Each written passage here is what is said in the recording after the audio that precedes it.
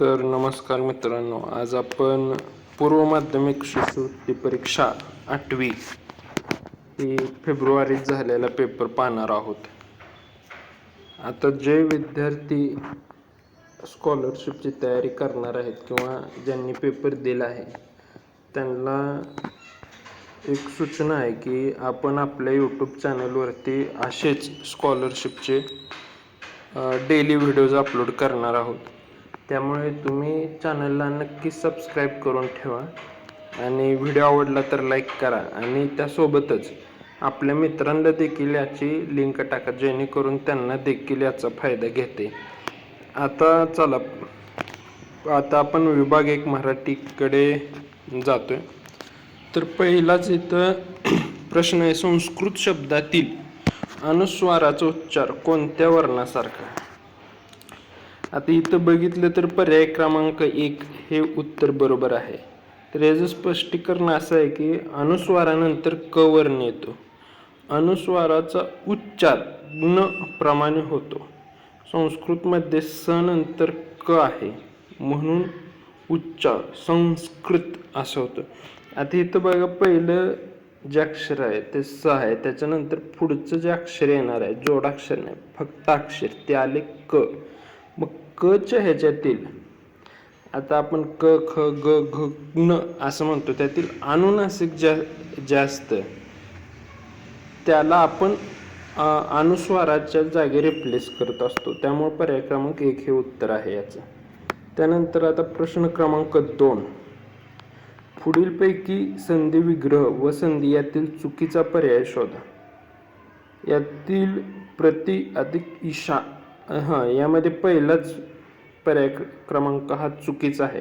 आणि यात तुम्हाला एक महत्त्वाची सूचना अशी आहे की ज्यावेळेस तुम्ही प्रश्न वाचता त्यावेळेस प्रश्न काळजीपूर्वक वाचा, कारण की इथं चुकीचा पर्याय विचारलेला आहे की बरोबर पर्याय आहे, हा ही देखील थोडंसं लक्ष देऊन बघा. नाहीतर गडबडीत तुम्ही काय करता, इथं चुकीचं आहे पण एखाद्याला वाटतं बरोबर कुठला आहे, मग ते बरोबरलाच टिक करते. असं तुमच्या सिली मिस्टेकमुळे तुमचे जे क्वेश्चन बरोबर येणार आहेत ते पण चुकत आहेत, असं होऊ नये. तर इथं प्रतीक्षा या शब्दाची संधी चुकलेली आहे. बाकी महर्षीची बरोबर आहे, सहानुभूतीची बरोबर आहे, त्यानंतर स्वार्थची बरोबर आहे. हे आता फक्त आपण प्रश्नांची उत्तर देतोय. याच्यानंतर आपण टॉपिक वाईज क्लासेस देखील सुरू करणार आहोत. त्यामुळं तुम्ही चॅनलला सबस्क्राईब करा आणि तुम्ही जर बाहेर क्लास न लावता आपल्या यूट्यूब चॅनलवर तुम्ही फ्रीमध्ये अभ्यास करून नंबर काढू शकता स्कॉलरशिपला. खूप चांगल्या पद्धतीने आपण क्लासेस सुरू करणार आहोत. ज्या वेळेस तुम्हाला त्याबाबत माहिती दिली जाईल, त्यासाठी तुम्हाला अपडेट मिळायसाठी तुम्ही पहिल्यांदा चॅनलला सबस्क्राईब करा. त्यानंतर पुढचा प्रश्न, सभोवार गवत फुलांचा ताटवा पसरला होता. या वाक्यात आलेल्या क्रियाविशेषण अवयवाचा प्रकार ओळखा. क्रियाविशेषण अवयव म्हणजे काय? क्रियापदाबद्दल विशेष माहिती सांगणाऱ्या शब्दाला क्रियाविशेषण म्हणतात. इथं सभोवार हा क्रियाविशेषण आहे, हे क्रियाविशेषण आहे. मग सभोवार यामध्ये जर पाहिलं तुम्ही, या शब्दाचा अर्थ चहूबाजूंनी असा होतो. मग हे स्थळ दर्शवतं, त्यामुळं हे स्थळवाचक येते. पर्याय क्रमांक 4, 3ला 4. त्यानंतर पुढचा प्रश्न पहा, पुढील अचूक विरुद्ध लिंगी जोडी ओळखा. 2 अचूक पर्याय निवडा असं आहे यामध्ये. धनवान धनवानी, मालक मालकी, शक्तिमान शक्तिमती, तनय तनया. तर यातील पर्याय क्रमांक 3 व 4 हे दोन्ही बरोबर आहेत. शक्तिमान व शक्तिमती, तनय तनया हे 2 बरोबर आहेत. इथं मालकचा मालकीने येतं आणि धनवानचा देखील इथं चुकलेला आहे. पुढीलपैकी निश्चितपणे एकवचनी नाम कोणते? यात पण पहा, 2 अचूक पर्याय निवडा. 2 अचूक पर्याय त्यातील कोणता आहे? तर यामध्ये वांगे आणि गाडगे हे दोन्ही शब्द एकवचनी असून त्यांची बहुवचनी रूपे वेगळी असतात. वांगी आणि गाडगी. धागेचं धागेच राहणार, खळगेचं खळगेच राहणार. एक खळगा अनेक खळगे, एक धागा अनेक धागे, वांगे वांगे, एक वांग. हां बरोबर आहे. 2 आणि 3 पर्याय क्रमांक 2 व 3 बरोबर. त्यानंतर प्रश्न क्रमांक 6. जादूगाराने लोकांना जादूचे प्रयोग दाखवले या वाक्यातील अधोरेखित शब्दाचा कारकार्थ कोणता? तर प्रयोग या संप्रदान हा कारक आहे. क्रियेचा परिणाम ज्याच्यावर होतो तो संप्रदान कारकार्थ असतो. त्यानंतर प्रश्न क्रमांक 7. दिलेल्या वाक्यात एकूण किती विरामचिन्हे येतील? यामध्ये 7 विरामचिन्ह असतील. यामध्ये एक उद्गार चिन्ह येते, अल्पविराम, पूर्णविराम, उद्गार चिन्ह असे मिळून सर्व 7 विरामचिन्ह लागतात. प्रश्न क्रमांक 8. दुराग्रह ठाऊक असल्यामुळे मतभेदाचे अवघड विषय बहुधा आपण शिताफीने टाळतो. या वाक्यातील क्रियापदाचा अर्थ ओळखा. संकेतार्थ एक संकेत दिलाय बघा. व्यवस्थित वाक्य वाचा, त्यानंतर लक्षात येईल. आणि पुढे आपण क्लासेसमध्ये देखील शिकवणार आहे. जे परीक्षा देणार आहेत त्या विद्यार्थ्यांना बऱ्यापैकी 7वी 6वीला मंथन वगैरे इतर स्पर्धा परीक्षांमधून अभ्यास झाला असेल, परंतु जरी झाला नसेल तरी काही चिंता करण्याची गरज नाही. आपण या विषयांवरती प्रत्येक टॉपिकवर एक व्यवस्थित सविस्तर लेक्चर आपल्या यूट्यूब चॅनलला घेणार आहे. त्यानंतर प्रश्न क्रमांक 9. तत्पुरुष समासाचा पुढीलपैकी कोणत्या पर्यायातील सामासिक शब्द तत्पुरुष समासाचा नाही? तर पर्याय क्रमांक 3 याचं उत्तर असणार आहे उपासमार. हा बहुधा उपासमार हा द्वंद्व समासाचं एक उदाहरण आहे. खेळाडू मैदानावर रांगेत बसले या वाक्याचा प्रयोग ओळखा. बसणारे कोण? खेळाडू. बसलेले कोण? खेळाडू. मग खेळाडूला इथे बघायचं काय प्रत्यय वगैरे लागलेला आहे का नाही. मग लगेच लिहून टाकायचं की अकर्मक कर्तरी. जर कर्त्याला जर प्रत्यय नसेल तर विचारच करायचा नाही पुढचा, डायरेक्ट करता. कारण की इथं इथं कर्मच नाही.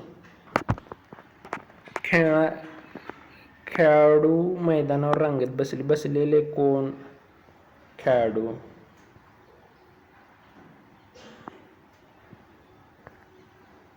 बसवणारे कोण? खेळाडूच.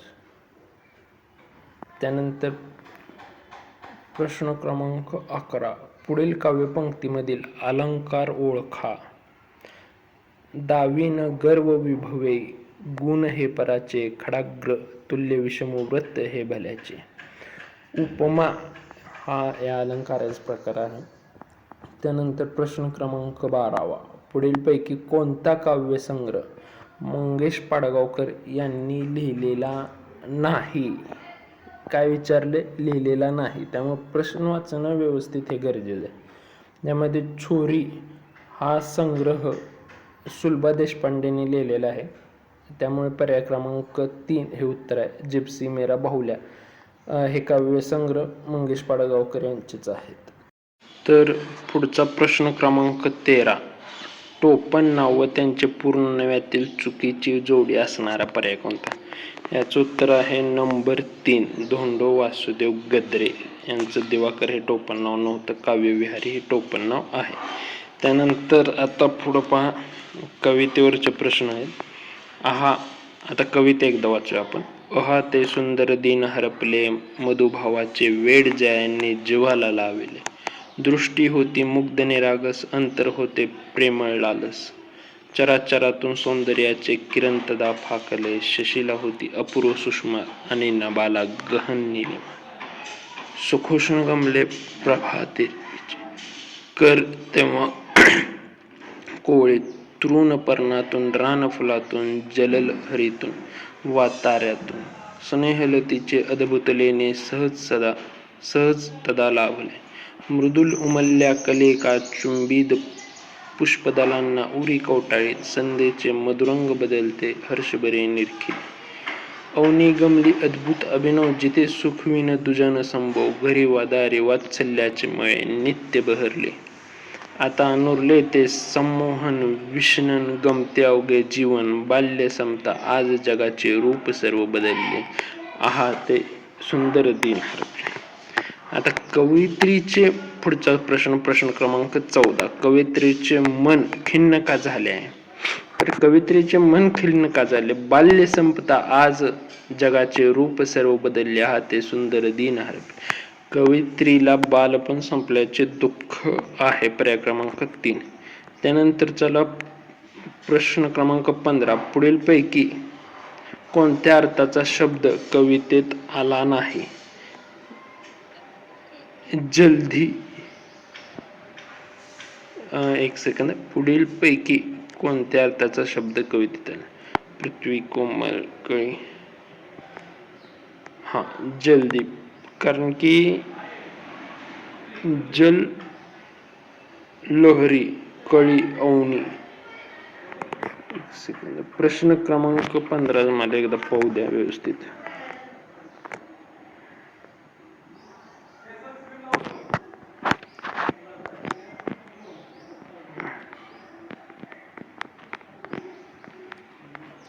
आता इथे बा, हा ते सुंदर दिन हरपले मधुबाबाचे दृश्य. बरं चला, मी हे परत बघतो, परंतु सध्याला मला पर्याय क्रमांक 1 वाटते, तरी मी याच्यावर कन्फर्म नाही. मी ते पुन्हा एकदा पाहिजे. कवितेत वर्णनानुसार विशेषण आणि विशेष्य यातील चुकीची जोडी ओळखा. पर्याय क्रमांक 2 मुग्ध निरागस. पर्याय क्रमांक विषण्ण 1 मध्ये पहा विषण्ण जीव. पर्याय क्रमांक 2 मुग्ध निरागस. पर्याय क्रमांक 3 मृदुल कलिका. पर्याय क्रमांक 4 अपूर्व सूक्ष्म. तर यात पर्याय क्रमांक 2 मुग्ध निरागस हे चुकीचं आहे. मुग्ध हे विशेषण दृष्टीला आणि निरागस देखील विशेषण आहे, म्हणून ही जोडी चुकीची आहे. त्यानंतर 17ला पहा. प्रश्न क्रमांक 17. परिच्छेद पूर्ण करा. 17 ते 19. 17. टिंबटिंब हे एक सुगंधित फुल आहे. पहिल्या लगेच वाचल्यानंतर तुम्हाला कळत नसते, त्यामुळे तुम्हाला 17 ते 19 हे सर्व प्रश्न एकदा वाचून घ्यायचे आहेत आणि त्यानंतरच एका कन्क्लुजन वरती पोहोचून मग पहिल्यापासून म्हणजे प्रश्न क्रमांक 17 पासून पुढची उत्तर दे. आता प्रश्न क्रमांक 18 बघा. हिरव्यागारे टिंबटिंब ही फुले हरीने येतात. त्यानंतर 19. या फुलाला टिंबटिंब असे म्हणतात. आता हे सर्व वाचल्यानंतर आता हे लक्षात येतं की आपल्याला की हे सांगितले जाते पारिजातकाच्या फुलाबद्दल. त्यानंतर पर्याय क्रमांक 17 प्रश्न क्रमांक 17चं उत्तर आलं पर्याय क्रमांक 3 पारिजातकाबद्दल हे बोलत आहेत. पारिजातक हे एक सुगंधित फुल आहे. त्यानंतर आता पुढचा प्रश्न 18. हिरव्यागार टिंबटिंब ही फुले हरीने येतात. आता याचं उत्तर जे आहे ते आहे पर्याय क्रमांक 2 वेलीवर. या फुलाला टिंबटिंब असेही म्हणतात. पारिजातकाला प्राजक्त असेही म्हणतात. पर्याय क्रमांक 2 19ला 2. त्यानंतर प्रश्न क्रमांक 20. पुढीलपैकी वेगळ्या अर्थाचा शब्द पर्यायातून निवडा.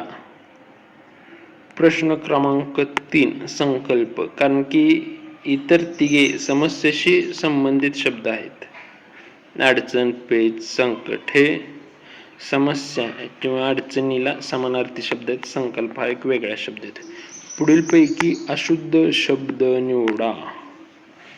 पर्याय क्रमांक 2. आता हे याचं स्पष्टीकरण इथं देतात नाही, कारण की तुमचं जेवढा जास्त वाचन असेल, जेवढा जास्त सराव असेल, तेवढे अशुद्ध शुद्ध शब्द हे तुम्हाला सोपे जात राहते. त्यानंतर प्रश्न क्रमांक 22. अन्यायी माणूस या अर्थाचा योग्य अलंकारिक शब्द ओळखा. अन्यायी माणूस सांगा बरं. कॉमेंट बॉक्समध्ये तुम्ही सांगा. अन्यायी माणूस या अर्थाचा योग्य अलंकारिक शब्द ओळखा. घाशीराम कोतवाल, पर्याय क्रमांक 3.